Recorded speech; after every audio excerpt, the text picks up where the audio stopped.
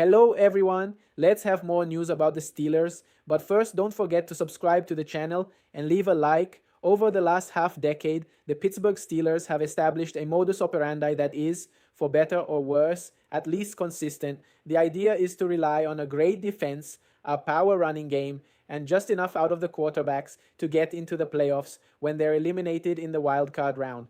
That's happened in 4 of the last 5 seasons, and the MO has run through the end times of Ben Roethlisberger's career to the Kenny Pickett first-round pick that didn't work out, to last season's combination of Justin Fields and Russell Wilson. This particular constraint puts a lot of pressure on that defense and run game, and you have to be a bit of a historical outlier for it to work year after year. The Steelers have been exactly that. From 2021 through 2023, they became, at least to my knowledge, the first team in pro football history to assemble 3 straight winning seasons in which they had a negative point differential. Pretty neat if you're a history nerd, but with a 28-22-1 regular season mark in that span and nothing but postseason elimination to show for it, that's not exactly what gets you remembered. 2024 was more of the same, as Pittsburgh's 10-7 record and wildcard loss, the second straight season for both, indicated once again that while Mike Tomlin's team always has a high floor, they're getting pretty tired of bumping their heads on the low ceiling, which is why they waited Aaron Rodgers out through free agency and the draft and non-mandatory minicamps until Rodgers agreed to sign a 1-year deal and report to work in time for mandatory minicamp next week. Now let's go to another video. Don't forget to leave a like. Vegas is concerned mean that everything has changed. Our favorite former Steeler, RC, is up with us early this morning. Bart Scott is here ready to roll. Graziano is here. And Adam Schefter, like most people, I learned of this yesterday from your Twitter feed. Tell us everything we need to know about this finally getting done.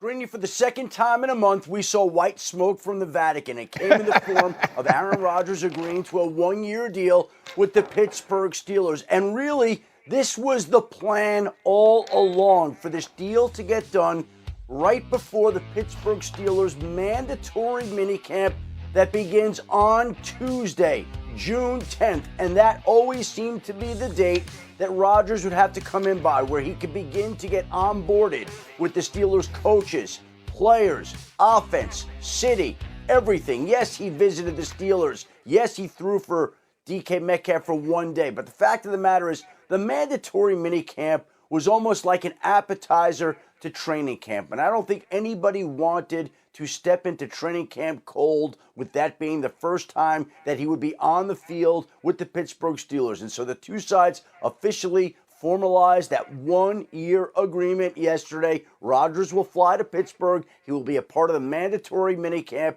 And I think that date right there spurred this deal to finally getting done. Graziano.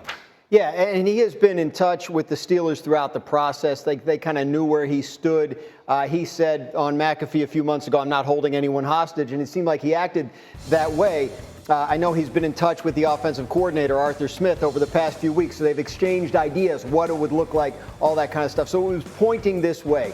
I think the Steelers felt like in an off-season market where quarterback was not great, right? There weren't a ton of great options, that there's some level of upside to bringing in Aaron Rodgers because of what he's been in the past. If there's like an 8% chance that he's MVP Aaron Rodgers again, then this was 100% worth it for the Steelers, because that's more than, Mason Rudolph gives you. Yeah. So the idea is he can come in, they can win with defense, they can build a running game, and he can be what they need at quarterback, which is good enough at age 41. We'll see. He was not a very good player last year for the Jets. They open at the Jets, his former team. They will, week 8, they will play the Packers, his legendary former team. We can debate all that in a minute. Let me get the Steeler in here. Ryan Clark, Aaron Rodgers is a Pittsburgh Steeler, and your reaction is? Okay. That's it. That's it right there. I mean, I think we expected it to go this way. When you listen to Adam Schefter tell me early on in the offseason that this is the week or the weekend to mark down on your calendar when Aaron Rodgers can make a decision, that's normally what I'm expecting. It is best case scenario for the 2025 Pittsburgh Steelers. Now your quarterback room is much better, much more improved, from Mason Rudolph to Aaron Rodgers. You're going to look at games toward the end of the season against the Jacksonville Jaguars, the Miami Dolphins, and say, okay, he can still spin the football with some of the best of them. We watched him get healthier throughout the season. But what does that mean for this team? You remember how irresponsibly giddy we were when Aaron Rodgers became a New York Jet, right? There were people like Mike Greenberg who thought that the New York Jets were going to get sort of this elevation that we saw Tom Brady bring to Tampa Bay. They ain't the same dude. Aaron Rodgers is a guy who, to me, is the best quarterback I ever played against, still only been to one championship. So what does this make the Pittsburgh Steelers? This makes the Pittsburgh Steelers the same team the Pittsburgh Steelers have been for the last decade. A team that's good enough to compete, a team that's good enough to look at and say, okay, they can get into the playoffs, but they can't win a playoff game. And they're still home week 1 of every playoff season. That's exactly who this team is. Let's go fight for third in the AFC North. I believe Aaron Rodgers will play fine. I believe Aaron Rodgers will acclimate fine. But that doesn't mean that this team becomes the team that is setting the standard that Mike Tomlin, when he took over, was going to continue, and through the first 10 years of his career did continue. So I think it's fine. I think it's best case scenario for this team. But if you don't have a 2-year plan that says Aaron Rodgers starts this year because Mike Tomlin is allergic to losing, and we are going to sell the farm, give up all the picks to get a quarterback next year, this makes absolutely no sense when we're talking about your long-term future. Bart, you look skeptical. I mean, because it's just like I feel like I'm surrounded by Buck Nasty, the world's biggest haters. Right? When you talk about Aaron Rodgers, and listen, I understand that the results for the Jets wasn't what they were last year, but if you look at what he did actually on the field, he was tied with Josh Allen, who just so happened to win the MVP. They threw around the same amount of yards, 28-6. I know sometimes numbers can lie, but it wasn't to me last year. I watched every single play of Aaron Rodgers. It's not like I'm some Aaron Rodgers fan. It's not like I'm in his pocket. He's my boy. I'll remind everyone, Bart obligated to watch works, every play. Yeah, for the Jets, local affiliation shows. So you literally did watch every single play. And your opinion as mine, Ryan, I'll get to you in a minute. Your opinion as mine. And because we can show a ton of advanced stats that suggest he was not good at all last year. There are a million numbers. Completion against whatever. It's awful. It was 25th in QBR. You can tell that. in the league. Listen, if you watched it, it didn't look that way late. Yeah, but context matters, right? And the context was that people thought that it was Aaron Rodgers that couldn't play last year. It was Tyron Smith who from day one could not protect them. When Fashanu got in, it was a much different Aaron Rodgers than what people are in the Aaron Rodgers that we're accustomed to seeing. You can say whatever you want. I've been in this situation. I remember, late in June 6th, in 2006, we made a trade for Steve McNair late in his career. Yeah. Well, all we did is go 13-3. You talk about he takes on a team. This isn't the Jets. This is a team that knows how to win, that has a proud tradition, that can go to the playoffs with Mason Rudolph as the quarterback. You add Aaron Rodgers, it gives you a chance when you go against elite guys. He doesn't have to be the great Aaron Rodgers of the MVP, 4-time MVP. All he has to do is be able to throw the ball and make plays at certain times. You can give me stats all you want. Yeah. I watch every game. The stat is that in 2006, Steve McNair was 33 years old. This guy's 41. Aaron Rodgers, the list of players that have succeeded at a high level at the quarterback position past age 40 has exactly one name on it. And this is 19 years later, right? So you can talk about 33 years old. 25th in QBR last year. Completion percentage over expected. 30th in the league. Russell Wilson was 10th. Here's what I will say. Just kept Russell. You can tell me all that. Like I said, I know the context because I watch every game. And I understand these the stats circumstances account around for it. context. Okay. The numbers say what they do say. Too, I can't have disagree. Numbers that say Josh Allen, he's tied for 7th for Josh Allen. I can pull a stat to prove my point. The Jets were the worst coach team in NFL history last year. They fired 2 coaches and removed their offensive coordinator during the season. That had something to do with everything. RC, I can see you are agitated. Go ahead. Yeah, I think one, to bring up the stat of touchdowns when it pertains to Aaron Rodgers and Josh Allen is irresponsible of us, right? Because you can watch those games, watch the way that those two teams played, watch Josh Allen use his legs within the red zone and say this was totally different. We can also watch the amount of games that in the fourth quarter, Josh Allen was standing on the sideline because they had beaten the other team so badly when most fourth quarters, Aaron Rodgers was trying to fling the football around as much as they can because they were getting their heads beat in. I'm not here to bash Aaron Rodgers. I believe that Aaron Rodgers is an upgrade to Mason Rudolph. I even believe Aaron Rodgers is a slight upgrade to what Russell Wilson was last year. Aaron Rodgers is no longer elite. Aaron Rodgers doesn't walk into the building with the cachet that says to the rest of the organization, this is our guy that's going to allow us to win a championship. Cam Hayward, TJ Watt, Mika Fitzpatrick, all of these players that are on their way to gold jackets along with Aaron Rodgers don't get to feel like because he's here, we're going to win it all. The Jets shouldn't have felt like that. Actually, after 2011, the Green Bay Packers shouldn't have felt like that because they never went to another one and he was the best quarterback in the world. This is what the Steelers have to do to compete this year. I understand that. It's the right call. Aaron Rodgers is an upgrade. We saw late last year he can still play, but he can't play like that. And so if your thought was we're going to get Aaron Rodgers and now compete with the Buffaloes, the Kansas Cities, and the Baltimore Ravens, you are out of your mind. You can get Aaron Rodgers so you cannot stink. That's it. Man. Other than that, all of us Didn't are work going to for the watch the Jets. divisional round, the championship round, and the Super Bowl together.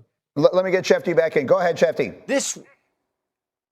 This was the best move that the Pittsburgh Steelers could make right now. But let's also remember that this was the third option for the Pittsburgh Steelers. They were in on Matthew Stafford and couldn't get done a trade. They tried to re-sign Justin Fields. He opted to go to the New York Jets, where he will meet Aaron Rodgers on opening day. And after they couldn't get a trade done for Stafford and couldn't get Fields re-signed, they pivoted to Aaron Rodgers. So Aaron Rodgers right now was their third choice, their best choice right now, but their third choice, and he becomes right now the third best quarterback in the AFC North, behind Lamar Jackson and Joe Burrow and whoever's playing quarterback in Cleveland, who we don't know. And it's a one-year deal for Aaron Rodgers in Pittsburgh. So guess what? The Pittsburgh Steelers are loaded with picks in next year's draft. It's a great quarterback draft. It's in Pittsburgh. The Steelers will be anxious to make a splash, and let's see how this goes. This was the best move they can make right now. This is not impossible. I agree with everything everyone has said, even though everyone is disagreeing. First of all, I know you're not suggesting he was as good as Josh Allen last year. Let's clear that up. I know you're not saying that. I think it gets lost. He was better. Well he played at spots. I agree. If you watched it, the circumstances were horrific last year. I'm not suggesting he was great. I'm suggesting he was, I believe, as RC said, at this moment in time, he was the best. Has signed with the Steelers. They announced that last night. He's agreed to terms pending a physical. We'll find out eventually what the terms are. I think it'll be closer to $20 million than $10 million, and $10 million is the magic number because when he went on Pat McAfee's show in April and aired grievances and complained about all this, as he said, bullshit people are talking about him, about wanting so much money and this, that, I'll play for $10 million.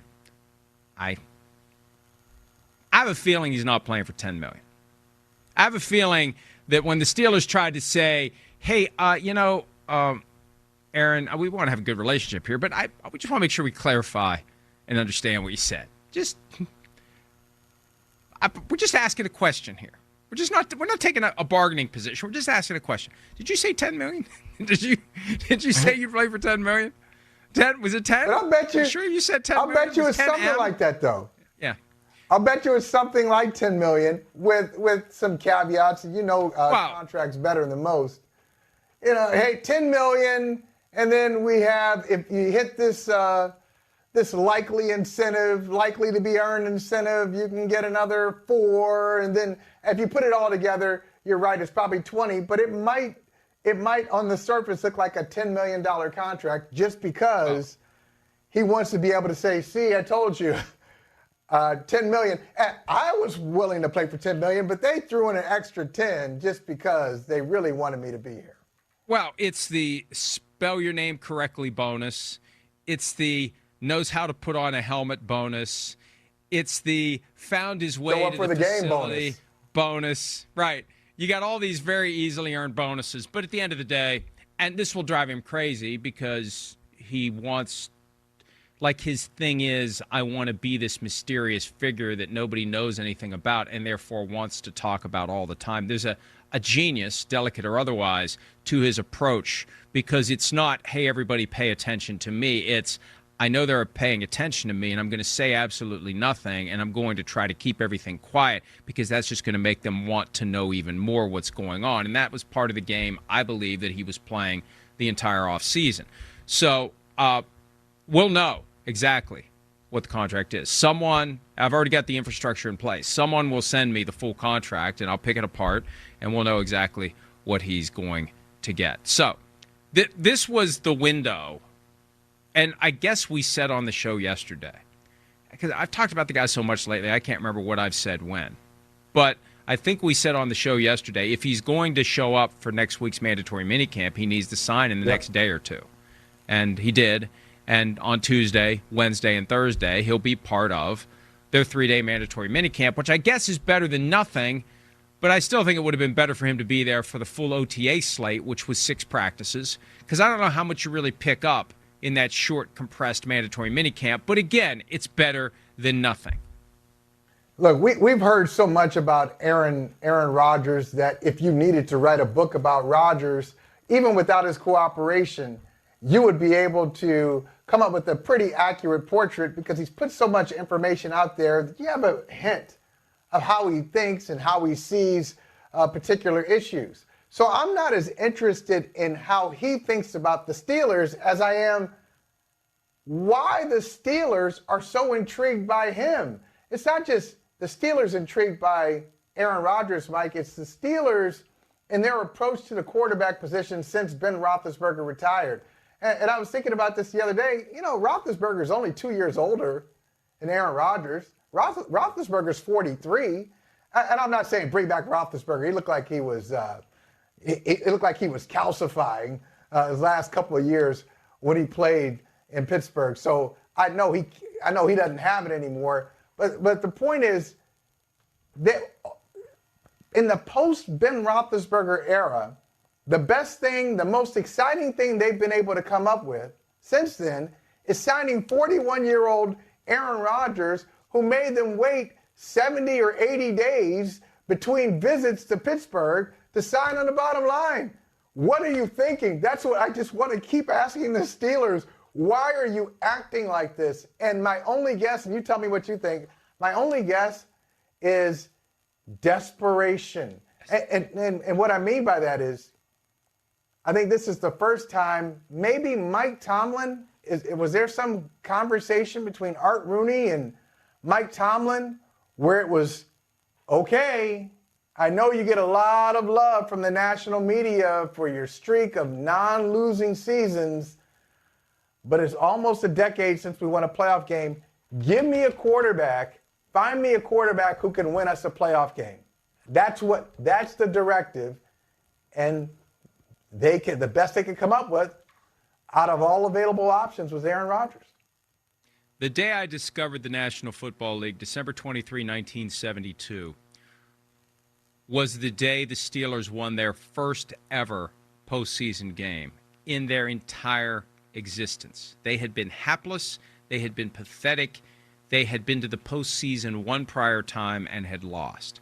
Since December 23, 1972, they are currently in the longest streak they've ever had between postseason runs. Ever. I went back last night and checked. That's amazing. They've never gone this long between playoff wins. And that gets obscured because they're in the playoffs. And, you know, that's the pass-fail. I remember when they expanded the playoffs from 12 to 14 teams, every coach I talked to about it was like, yeah, I'm good with that. Yeah, because that's the litmus test for most guys. It's getting to the playoffs. How do you save your job? You get to the playoffs. Let's have more playoff teams. More guys save their jobs. But, and we did a draft earlier this week of guys that need to do more than get to the playoffs. And my first pick was Mike Tomlin because it feels like that's no longer good enough. And it feels like, and desperation is the word. And it made me think maybe they should trade out Renegade, their fourth quarter hype song, for Desperado. I think Desperado, even though it's not quite as, it's not as catchy, although the guy in Seinfeld stopped everything he was doing whenever Desperados started to play. It doesn't have that moment where, you know, the drums and the guitars really kick in, but they are more Desperado than Renegade right now. The DK Metcalf move.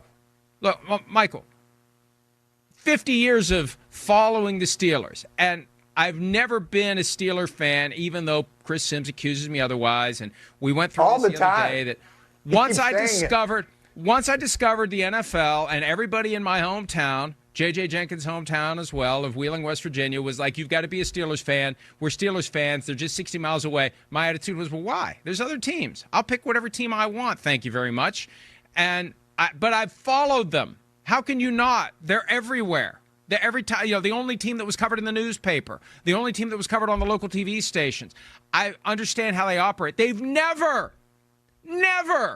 done the things they're doing this offseason. Trading for a guy and paying him market value. A guy that's never played for the team before has a market value contract. They have no idea what DK Metcalf is going to do in Pittsburgh. And if anything, you know, they had a receiver that they didn't use properly, so let's go pay market value to a receiver that his prior team didn't use properly, and maybe we won't use properly. That made no sense. And then the protracted, here we go. Oh, Aaron, hey, come on. We want you. We'll wait. We'll wait as long as we need to wait. We'll sit here until hell freezes over for you to come play. Anything you want. Is signing with the Pittsburgh Steelers, 1-year deal. He will fly to Pittsburgh tomorrow. He will take part in the team's mandatory veteran mini camp next week.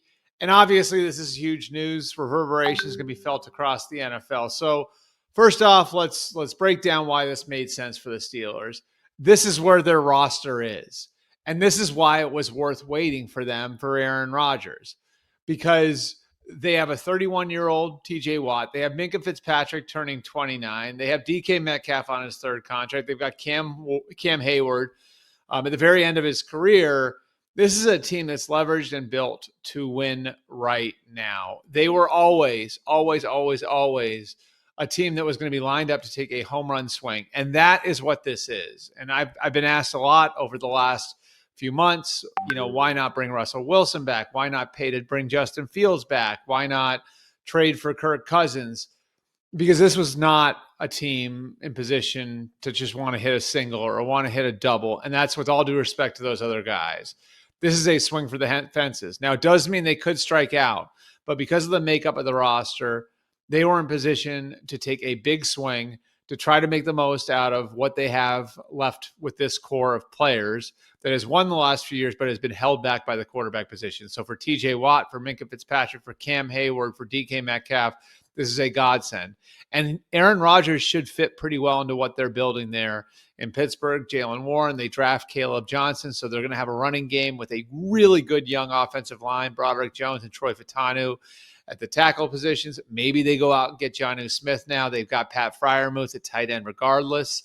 And then at receiver, again, DK Metcalf to throw to. Calvin Austin, they really like him as a young player, and we'll see what they get out of Roman Wilson. So this move always made sense for the Steelers. They may only have one or two more shots left with this particular core of players. This is a great way to swing for the fences with that group of players in that division, with Lamar Jackson in Baltimore, with Joe Burrow in Cincinnati. You got a two-time MVP in Baltimore. You've got a Super Bowl quarterback in Cincinnati. This is fighting fire with fire. So why did we have to wait? And that's, you know, the $20 million question here. And I think it's actually relatively simple. And we've talked about this over the last couple of months on the Bree Report. I would take what Aaron Rodgers told Pat McAfee weeks ago at face value. There were some personal matters that he had to work through. He did some travel over the last couple of months.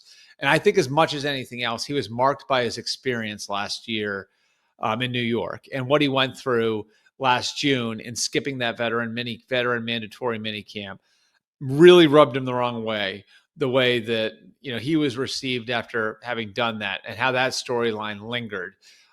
Mostly because, and I think his coaches actually agreed with him on this, like Robert Saleh and his staff, because he was there for 8 weeks of the offseason program and missed 1 week, where there were other quarterbacks that missed bigger chunks of their team's offseason programs and showed up for the mini camp. Aaron Rodgers got a lot more flack than they did. The Pittsburgh Steelers finally brought closure to months of rumors that finally ended with Aaron Rodgers agreeing to a one-year contract to be the team's starting quarterback in the 2025 NFL season. Rodgers can still throw the ball, but part of the reason his market wasn't as fruitful as he may have hoped is the fact that the future Hall of Famer's penchant for bringing his friends to town can often lead to his downfall. Pittsburgh, however, seemed undaunted by that possibility. Steelers fans dreading the idea of Rodgers getting his ill-fated Packers and Jets bands back together might need to prepare for a dose of reality. It seems likely that at least one of these three Rodgers friends will make the trip to Pittsburgh with him. Lazard is currently positioned to be WR2 for the Jets in 2025, but they could easily move off him in a year that is all about rebuilding with younger players. Rodgers will likely be banging his table to sign Lazard, with whom he apparently has a very deep football connection. The Steelers have already acquired DK Metcalf, and they are still snooping around both the Jonnu Smith and Gabe Davis markets. This team wants one more pass catcher to complete their room, and Lazard might be the most realistic target left. Hackett has become such a toxic force in the NFL that no one is going anywhere near him after his latest mess of a Jets tenure. Hackett's schemes are bland, and his play calling is some of the worst in the league, which means that Rodgers will likely want him to link up in Pittsburgh. Wait, what? Anyone who doesn't think Rodgers will try to get Hackett a role as a senior offensive analyst in Pittsburgh may also be interested in buying Bridges. Rodgers is Hackett's biggest fan, and any team that brings in Rodgers will likely be willing to make some concessions on personnel. And you, fan, what do you think about Alan Lazard's situation? Leave your opinion in the comments.